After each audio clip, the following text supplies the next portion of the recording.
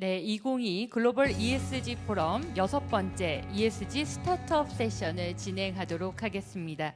이번 세션에서는 박형규 킥스타트 아시아 대표 파트너님께서 전략적 ESG 경영, 스타트업이 나아가야 할 방향이라는 주제로 발표해 주시겠습니다.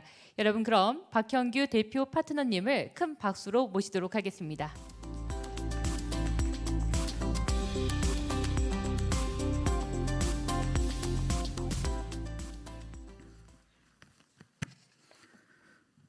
네, 안녕하세요. 오늘 발표를 맡게 된 킥스타트 아시아라는 엑셀러레이터 회사를 운영하고 있는 박형규라고 합니다. 먼저 오늘 제가 이 자리에서 조금 앞서 연설을 해주신 연사님들과는 조금 다른 주제를 얘기하고 있는데요.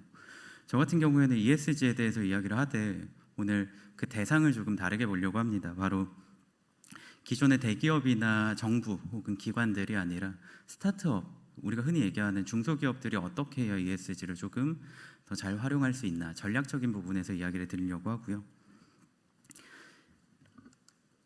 이 부분에서 한 가지 이야기를 드리고 싶은 게 도대체 왜 ESG를 해야 되냐라는 이슈인 것 같아요. 여러 가지 이슈들이 있겠지만 근본적으로 지금 시장에서 ESG라는 이 어떤 펀드라든지 투자라든지 혹은 우리 같은 일반 소비자들에 대한 관심도 굉장히 많이 늘어나는 것으로 확인이 되고 있습니다.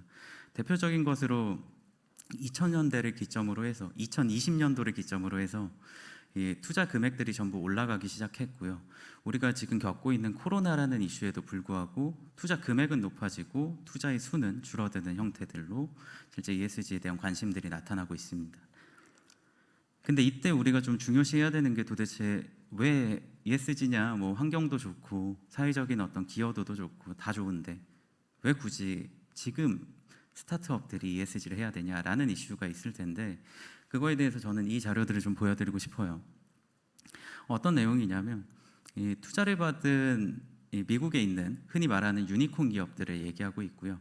유니콘 기업이라고 하면 1조 이상의 기업 가치를 자랑하는 기업들을 유니콘 기업이라고 얘기합니다.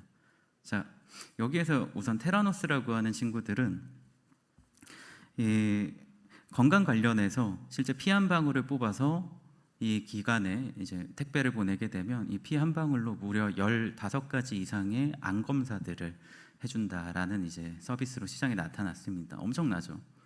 역시나 이 사람들이 이러한 혁신적인 서비스는 없었다라고 하면서 투자를 했었고요. 보시는 바와 같이 8천억 원 이상의 투자를 받았습니다. 대략적으로 1조 가량 투자를 받은 거죠. 당연히 시장에서 굉장히 혁신적인 기업이라고 소문이 났고요. 이 대표님이 여성 CEO셨는데 이 여성분 같은 경우에는 스티브 잡스의 재림이다라는 표현을 받으면서 실제로 이분의 일대기가 지금 드라마로도 나온 상황이. 근데 막상 시장에 출시가 되고 사람들이 막 사용을 하다 보니까 의외로 문제가 굉장히 많은 기업이었습니다. 어떤 문제였냐면 대표적으로는 실제 대표자 한 명의 이 결정권 안으로 회사가 좌지우지되는 회사의 구조였고요. 두 번째로는 자체적으로 얘기한 피 한 방울로 10몇 가지의 검사를 할 수 있다라는 것 또한 역시나 거짓말이었어요. 그러면 보통 투자를 받은 기업들은 계속해서 기술이 없다라고 했을 때, 부족하다라고 했을 때 기술 개발을 열심히 하셔서 그게 부족한 것들을 채웠으면 됐는데 실제로 채우려는 노력도 하지 않았고요. 이러한 것들이 결국 내부 고발자에 의해서 밝혀지고 회사가 도산하게 됐습니다. 지금은 법정 관리하면서 실제로 이 공판들 계속해서 이어나가고 있다라고 해요. 1조 이상의 투자를 받은 기업이 이렇게 한순간에 몰락이 되었습니다. 근데 굳이 이 테라노스뿐만 아니라요, 리싱크 로보틱스라고 하는 이 로봇을 개발하는 기업 또한 실제로 거의 1,000억 이상의 투자를 받았음에도 불구하고 회사가 도산을 했습니다. 왜 도산을 했냐라고 하면은 엄청난 시장에서 우리가 컨트롤 불가능한 이변이 나타났기 때문에가 아니라요, 매출을 내지 못해서 도산했습니다. 굉장히 아이러니하죠.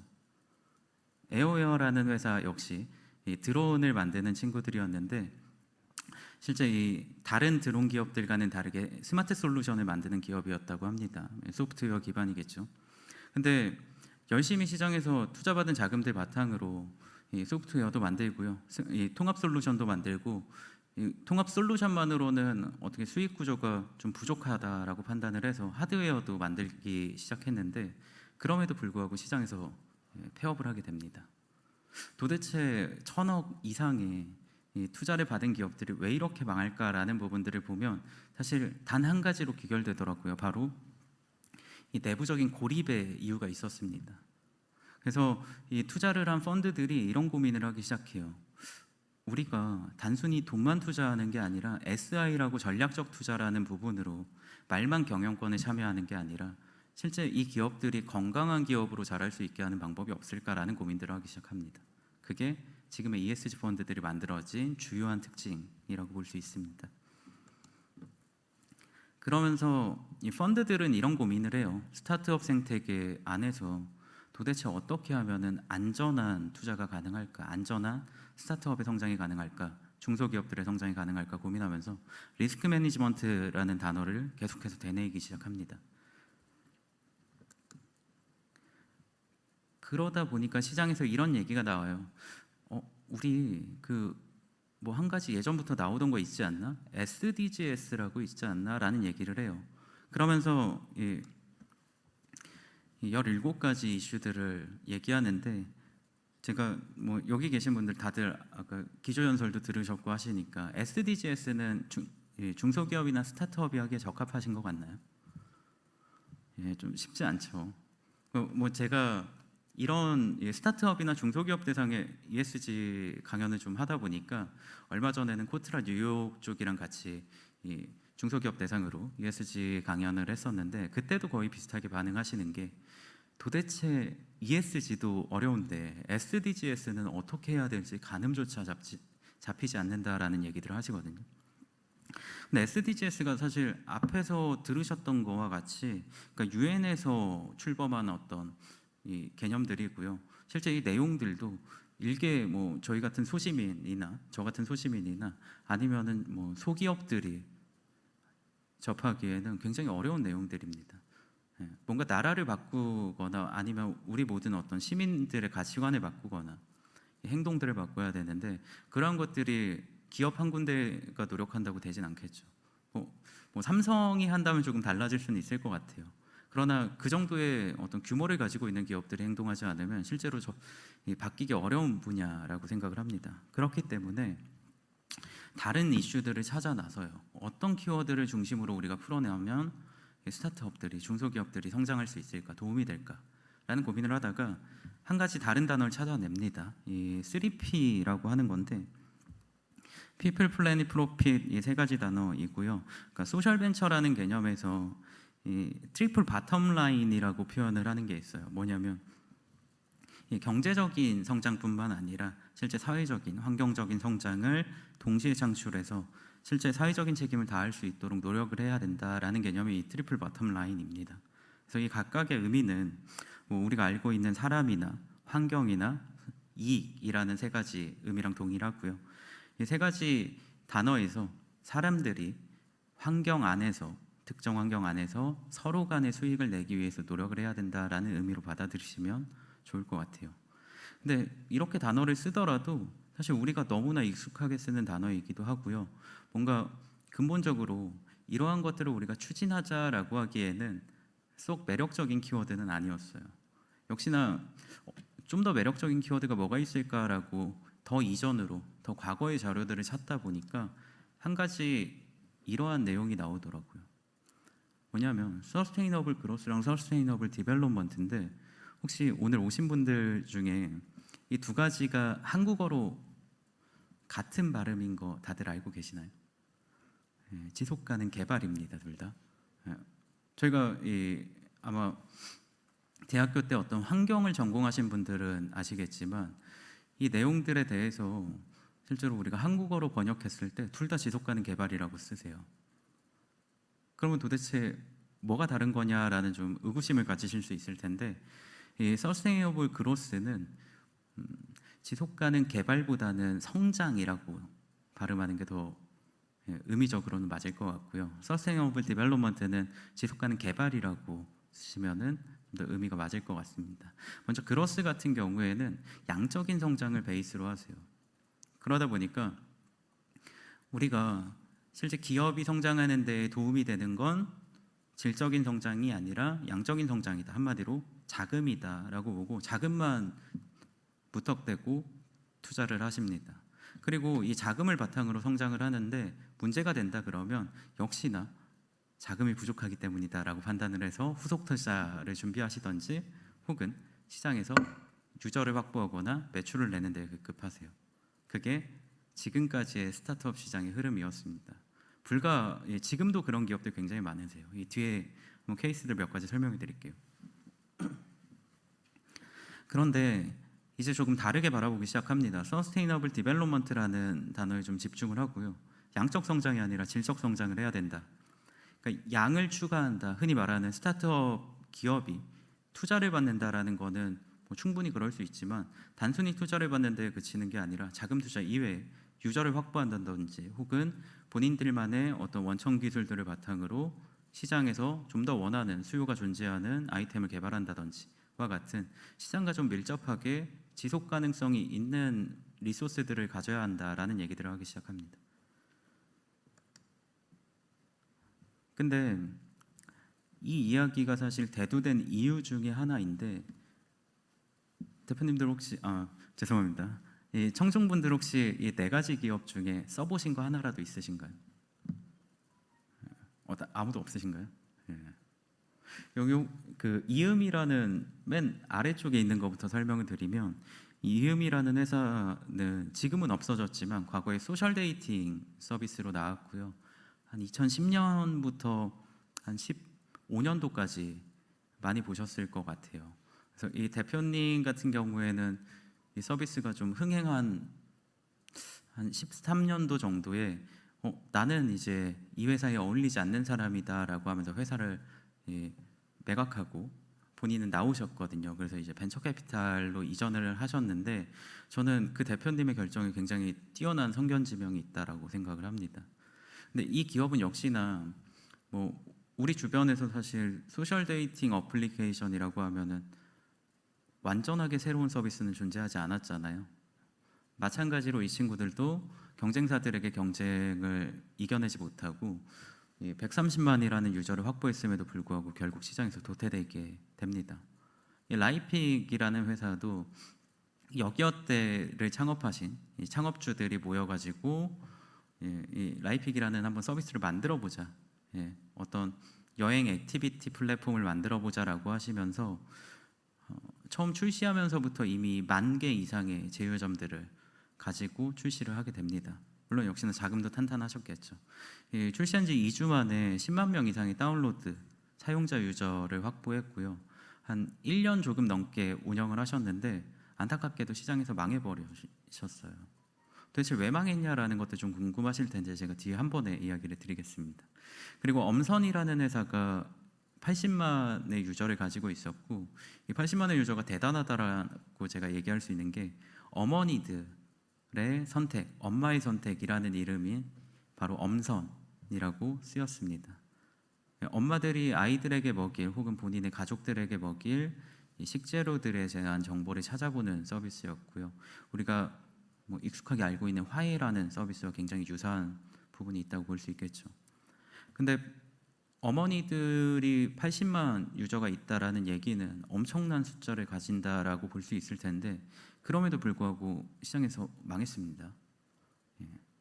오늘해라고 하는 이 브랜드인데 서비스인데 전국 어디에 있는 이 신선식품이든지 우리는 오늘 주문하면 내일 아침에 받아볼 수 있도록 해주겠다라고 하고요.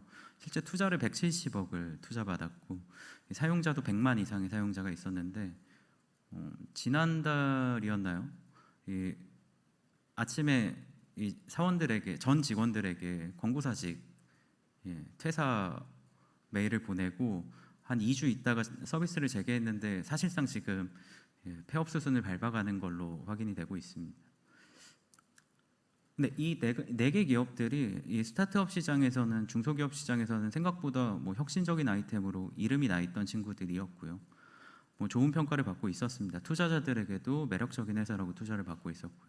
그럼에도 불구하고 이렇게 하루아침에 잘 안 되는 이유가 뭐냐라는 것들에 대해서 좀 설명을 드리자면 간단하게 얘기해서 기업을 유지할 만한 매출이나 수익성이 없었다라고 이야기를 드리고 싶어요. 실제 우리가 과거부터 전통적으로 진행되어 오던 사업의 형태인 이 중소기업, 뭐 세일즈의 이 비즈니스 모델들을 가지고 있다면 뭐 매출이 조금 적더라도 그래도 회사가 먹고 살거나 우리 이 구성원들이 먹고 사는 데는 전혀 문제가 없고 내부에도 많진 않지만 조금씩 자금이 쌓이고 있다라는 이 비즈니스 구조들은 알고 계실 거예요. 근데 스타트업의 비즈니스 구조는 조금 달랐습니다. 뭐가 다르냐면 이들은 손해를 보더라도 유저를 확보하는 게 더 중요하고요.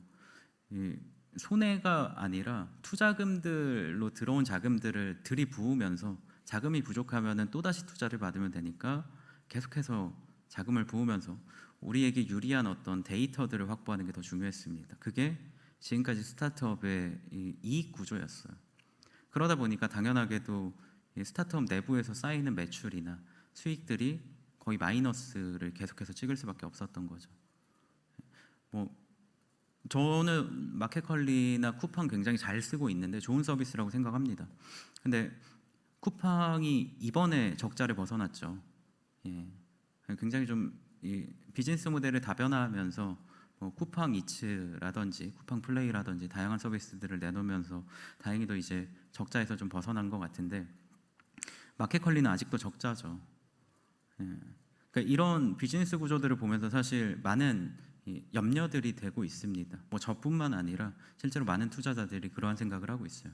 그래서 도대체 어떻게 하면은 이 악순환의 고리에서 좀 헤어나올 수 있을까? 그리고 우리가 투자자라고 했을 때 이 청중분들이 뭐 1,000억을 투자한 회사가 있다라고 했을 때 그 회사에 매일 찾아가서 매일 전화하면서 사업 어떻게 되고 있으세요?라고 확인하기도 어렵잖아요. 그래서 이 기업이 보다 안정적으로 좀 단단한 뿌리를 가지고 움직일 수 있을 수 있는 방안이 뭔가라는 고민들을 하면서 찾다 보니까 과거에 ESG라는 용어를 썼더라고요. 실제로 이게 최근에 나온 용어가 아닙니다. 예, 거의 한 16년, 19년 가까이 된 용어예요. 근데 어느 순간부터 우리는 이 ESG라는 단어들을 좀 받아들이기 시작했고요. 뉴스 기사에서 보기 시작했고, 뭐 일반적으로 한 2년 전 정도에 많이 보셨을 거예요. 그죠? 근데 ESG가 스타트업 시장에서는 어떻게 써야 되냐라고 하는 거에 대해서 많은 의견들이 있지만 스타트업 대표님들, 중소기업 대표님들이 이렇게 저에게 많이 물어보십니다. 스타트업이 ESG를 하기에는 규제도 많고 그리고 뭐 이 금융이나 뭐 대출 뭐 혜택들을 많이 준다고는 하지만 실제로 우리가 이런 거 평가받기도 쉽지가 않고 그리고 ESG에서 뭐 많은 것들 얘기하시지만 세일즈 채널에서 이러한 것들을 활용하는 게 거의 사실상 불가능하다라고 보여지고 그리고 이러한 고객 수요가 늘어나는 건 알지만 도대체 이러한 수요들을 어떻게 채워줄지에 대해서도 고민이다라는 얘기를 많이 하시더라고요. 근데 실제로 ESG 주요 평가 기관들이 국내에는 한 13개 정도 있고요. 이 ESG에 대한 평가 기준들이 서로 다릅니다.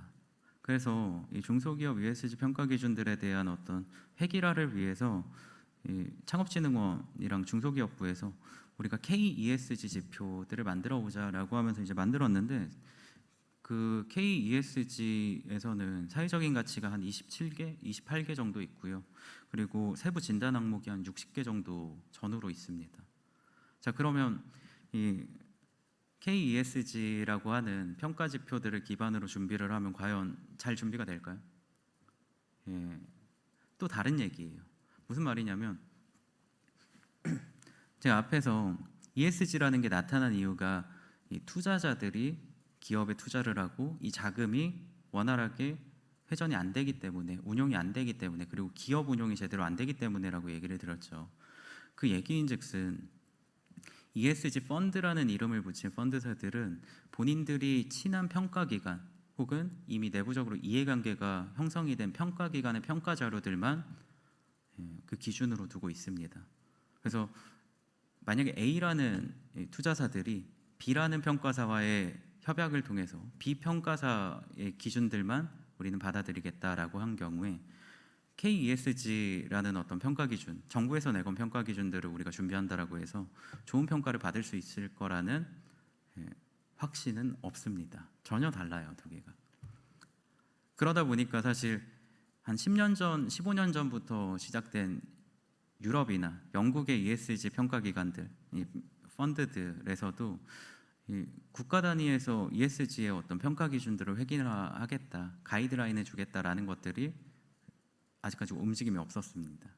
다만 어떠한 준비도 하지 못하고 중간에서 멈춰서 있는 사람들에게는, 기업들에게는 우리가 이러한 기준들을 보여주고 이 기준에 맞춰서 준비를 하시면 그래도 최소한의 준비는 할 수 있다라고 할 수는 있겠죠.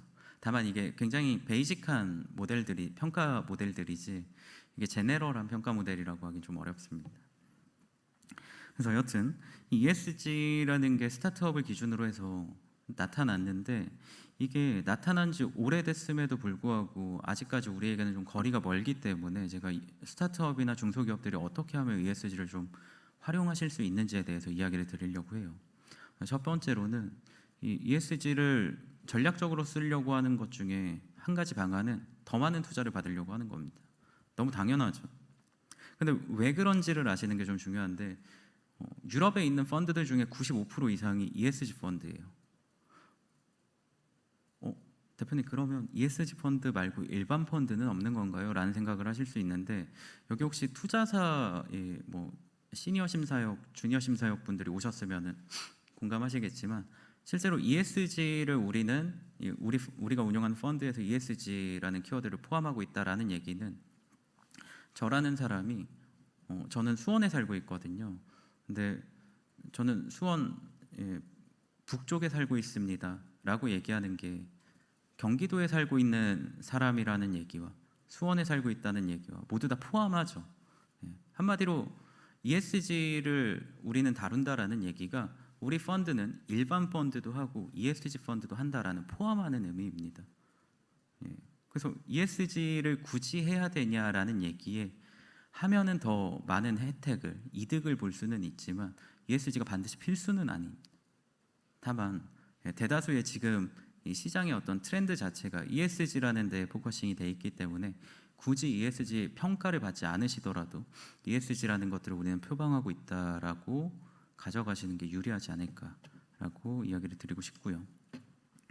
이러한 것들이 사실 정부 지표에서도 나와 있는데, 미국이나 중국이나 EU나 한국에서 투자를 하는 어떤 흐름들입니다. 실제 한국에서도 투자 규모가 조금 줄어들기는 했지만 연평균 투자가 14조 정도 ESG 쪽에 배당이 되어 있고요.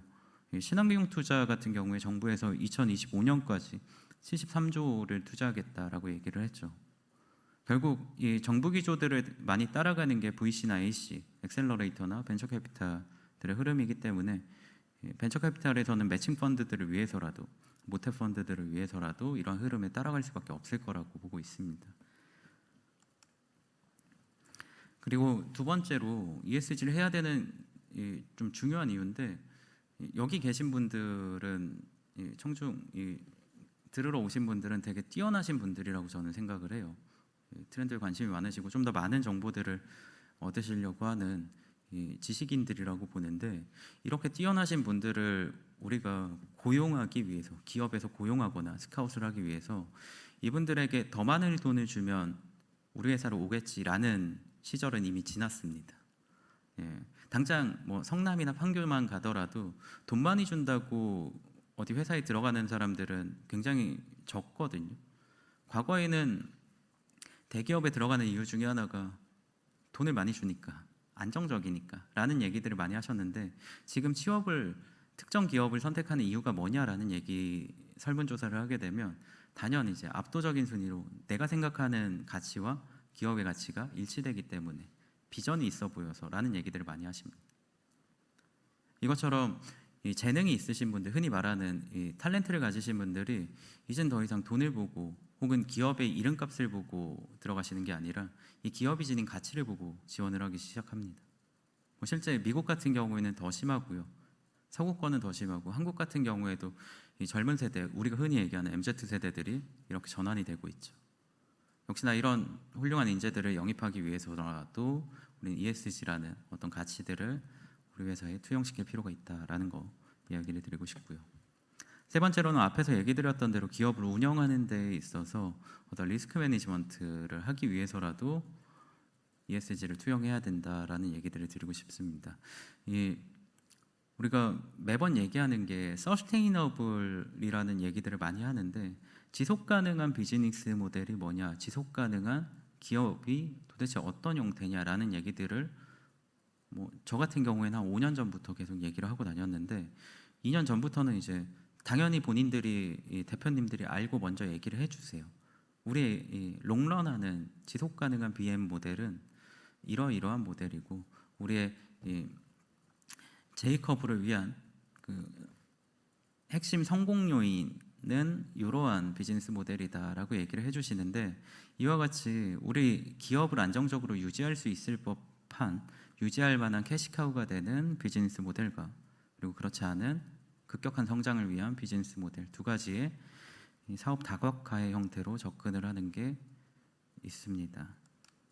그리고 마지막으로는 가장 이게 중소기업이나 스타트업 단위에서 많이 쓰실 수 있는 전략인데, 가장 간단한 브랜딩을 위한 요인으로 많이 쓰이세요. 그러니까 조금 앞에서 얘기했던 거창한 것들과는 조금 다른, 그러니까 뭔가 뿌리를 이루는 것과는 조금 다른 내용이다라고 판단을 하실 텐데, 실제로 우리 주변에 가장 이해하기 쉬운 러쉬라는 회사를 한번 예로 들어 볼게요. 러쉬라는 이 화장품 기업 다들 아실 거예요. 근데 이 기업을 이 청중분들 혹시 지나가면서 러쉬라는 기업을 보고, 아, 여기는 정말 사회적으로 뛰어난 기업이고 환경적으로 훌륭한 기업이니까 여기 제품을 사야겠다라고 생각하신 분이 있으신가요? 거의 없으실 거예요. 저도 저희 지사가 영국에 있다 보니까 영국을 자주 왔다 갔다 하는데, 이 러쉬가 영국 브랜드거든요. 영국 걸 되게 좋아하는데, 그럼에도 불구하고 러쉬를 보고 단 한 번도 여기는 친환경 브랜드니까, 여긴 노동자들이 정말 합리적인 노동을 하고 합리적인 비용을 받아가고 본인들이 만든 제품에 대한 책임감까지 느끼고 있는 건강한 소셜 벤처 기업이니까 여기 제품을 사야겠다라는 생각을 1도 안 했어요. 그렇게 많은 소비를 하면서도 단 한 번도 해본 적이 없습니다. 실제 구매하시는 소비자분들도 그렇게 생각하세요. 왜 그러냐라는 걸 보면, ESG라는 요소가 실제 유저, 우리 시민, 소비자라고 하는 사람의 입장에서는 선택하는 데에 고려할 만한 옵션이 되지, 그거 하나를 보고 여기는 다른 건 다 제껴두고 건강한 기업이니까 여기 걸 사야겠다라고 하지 않는다라는 거. 그래서 실제로 이 ESG라는 요소가 우리는 고려해보지 않았기 때문에 제대로 인지를 못했지만, 실질적으로 기업 입장에서는 마케팅과 브랜딩 요소에서 굉장히 활발하게 쓰일 수 있는 하나의 요소이다라는 거 얘기를 드리고 싶습니다. 앞에서 얘기 드린 러쉬 외에도 파타고니아라는 브랜드가 있고요, 그랩이라는 회사, 그리고 당근마켓이라는 회사들이 사실 이 ESG 요소들을 잘 활용하고 계세요. 이 파타고니아 같은 경우에는 대표적으로 이 바다에 버려지고 있는 플라스틱 쓰레기들을 회수해서 이 플라스틱 쓰레기를 이 실처럼 추출을 하고요, 이 실처럼 만들어진 플라스틱, 재활용 플라스틱들을 다시 한번 가공해서 천으로 만들어서 의류로 다시 리사이클링, 업사이클링 시킨다고 합니다. 그렇게 만들어진 옷들이 우리에게 한 30만 원, 60만 원 이렇게 팔려요.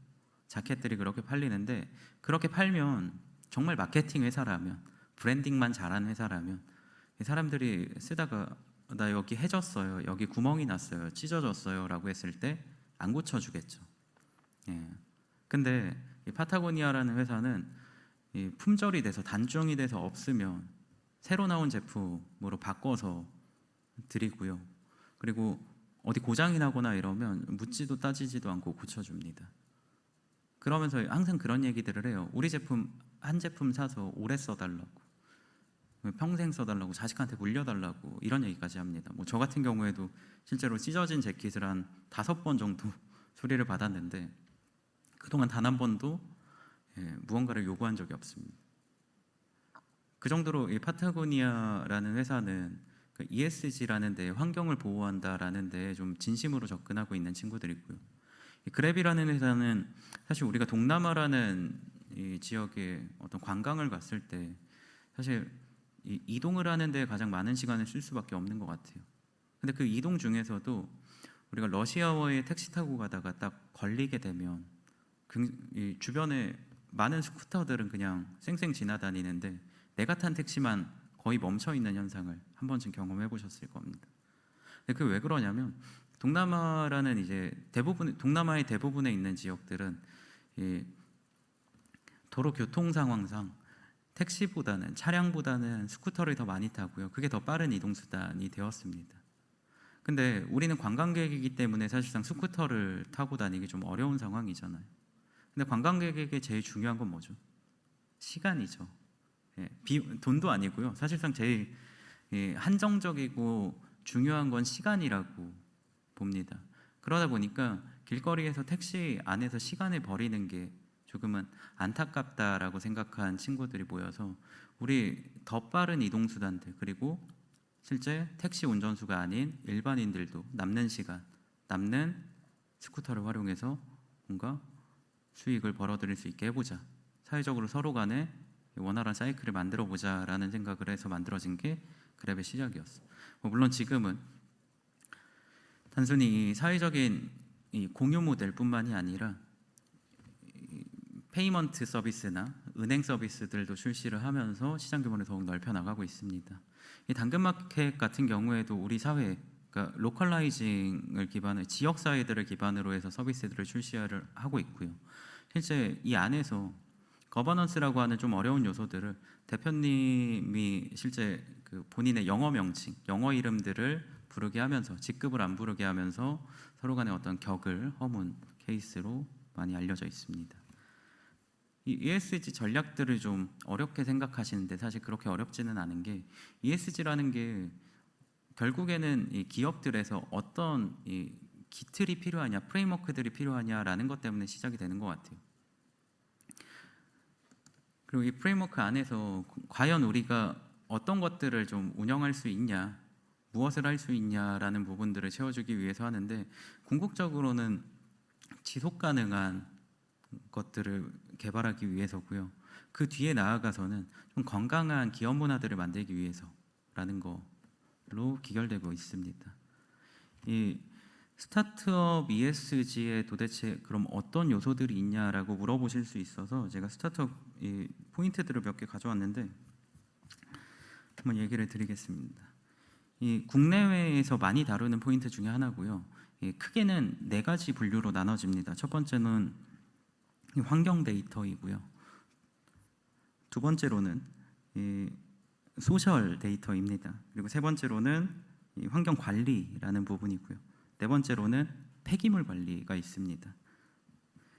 하나하나씩 한번 이야기를 드리면 첫 번째로 환경 같은 경우에는 환경 데이터 그리고 온실가스 배출 그리고 제품의 지속 가능성 그리고 이 폐기물이라는 데에 좀 포커싱이 되어 있고 왜 이러한 것들을 좀 관심을 가지고 있는지에 대해서 좀 궁금해하실 수 있는데 실제 뭐 앞서 얘기한 내용들과는 조금 다르게 폐기물이라는 데에 대해서 서구권에서는 굉장히 큰 관심을 가지고 있어요. 우리나라에서는 대부분의 쓰레기를 재활용한다라고 생각을 하시는데 이 재활용 쓰레기라는 개념이 해외에서는 존재하지 않습니다. 그냥 버리세요. 그리고 그런 것들을 재활용하는 건 시 지자체의 몫입니다. 그러다 보니까 국민들이나 시민들이 실제로 폐기물 쓰레기에 대한 관심이 높아지고 있다라는 얘기들이 있고요. 두 번째로 사회에서는 소셜 데이터, 마이 데이터에 대한 관심들이 좀 많이 나타나고 있고요. 그리고 다양성과 형평성에 대한 이슈들, 그리고 뭐 직원이나 우리 그 임원들에 대한 대우에 대한 이슈들이 있고요. 그리고 사회와 지역 사회 간의 관계에 대한 포인트들이 있었고요. 마지막으로는 지속 가능성 그리고 제품 안정성에 대한 관심이 있다라고 나타났습니다. 세 번째로 이제 윤리라는 부분인데 보통 준법 프로그램이나 어떤 규정 그리고 뇌물이나 부정부패와 같은 것들에 관심이 있었고 좀 특이한 걸로는 안면 인식이라는 데에 관심이 있습니다. 이 안면 인식에 대한 관심은 실제로 이 규정을 지키거나 뭐 윤리를 지키거나 뭐 아니면은 노동에 대한 어떤 포인트들을 보는 데 있어서 대부분 특정 사람이 행위를 하는 형태일 겁니다. 근데 이 특정 사람이 도대체 어떤 사람인지를 확인하는 데 있어서 빼놓지 않고 우리가 들어가야 되는 기술이 안면 인식 기술이기 때문에 실제로 윤리라는 부분에서 안면 인식 기술이 굉장히 큰 관심을 받고 있다라는 거. 마지막으로 지배구조에서는 어떤 보상이라든지 그리고 이사회의 다양성 그리고 주주의 제한과 같은 것들이 있다라는 것들을 이야기 드리고 싶고요. 앞에서 얘기 드린 바와 같이 ESG라는 게 거창한 건 아니고요. 대기업이시거나 아니면 우리가 정부기관이거나 뭐 지자체 기관이라고 하셨을 때에는 윤리의식을 가지고 실제 시장에서 우리가 ESG를 안착시키기 위해서 시장을 변화시키기 위해서 엄청난 노력을 하셔야 되는 게 맞지만 우리가 중소기업이거나 스타트업인 이상 뭐 그러한 사명, 소명의식보다는 실제로 평판, 기업의 평판을 올리고 브랜딩을 통해서 기업의 가치 그리고 소비자들과의 이해관계를 일치시키는 데 활용하시는 게 더 좋지 않을까라고 생각이 됩니다. 이상으로 제 강의는 이만 마치도록 하고요. 아마 오며 가며 ESG에 대한 관심이 많으시거나 스타트업이시거나 중소기업 단위로 운영을 하고 계시다면 저를 만나게 될 텐데 한번 어디에서 봤다라고 인사라도 주시면은 더 제가 심혈을 기울여서 해드리도록 하겠습니다. 고생 많이 하셨고요. 이만 인사드리도록 하겠습니다. 감사합니다. 네, 박형규 대표 파트너님께 여러분 큰 박수 부탁드리겠습니다. 스타트업의 ESG 경영 전략과 방향까지 잘 짚어주셨습니다. 네, 이것으로 여러분 2022 글로벌 ESG 포럼을 마무리하도록 하겠습니다. 온 오프라인으로 끝까지 저희와 함께해 주신 여러분 진심으로 고맙습니다. 다음 행사에 더욱더 알차고 좋은 내용으로 다시 찾아오겠습니다. 지금까지 진행의 아나운서 이지영입니다. 고맙습니다.